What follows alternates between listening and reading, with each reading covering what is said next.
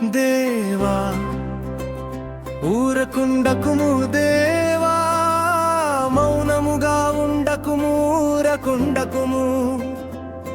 నీ శత్రువులు అల్లరి చేయుచున్నారు, నిన్ను ద్వేషించువారు తల ఎత్తి ఉన్నారు.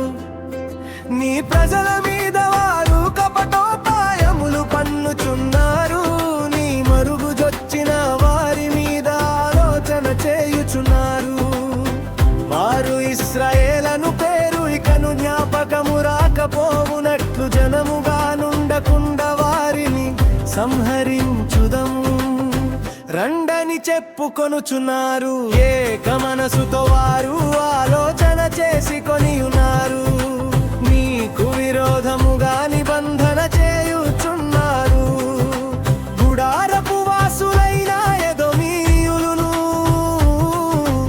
ఇష్మాయేలీయులును, మోయాబీయులును, హగ్రీయులును, గెబలు వారును, అమ్మోనీయులు, అమాలేకీయులును, ఫిలిష్తీయులును, తూరు నివాసులు నీకు విరోధముగా నిబంధన చేసుకొని ఉన్నారు.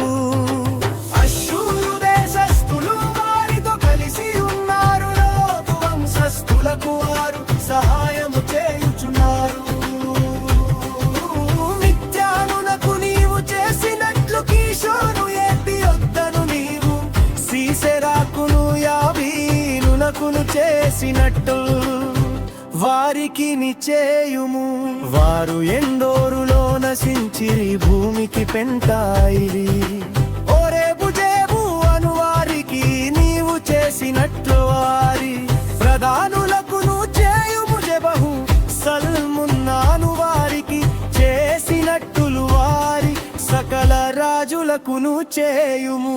దేవుని నివాస స్థలములను మనము ఆక్రమించుకొందమని వారు చెప్పుకొనుచున్నారు.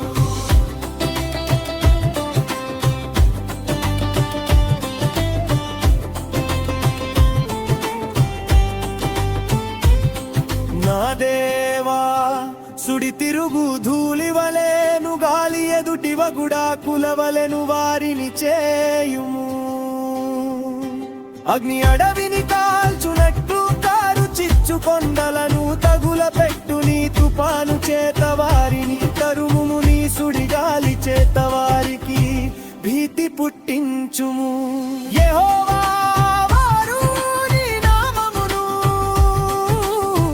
వెదకునట్లు వారికి పూర్ణవమానము కలుగజేయుము.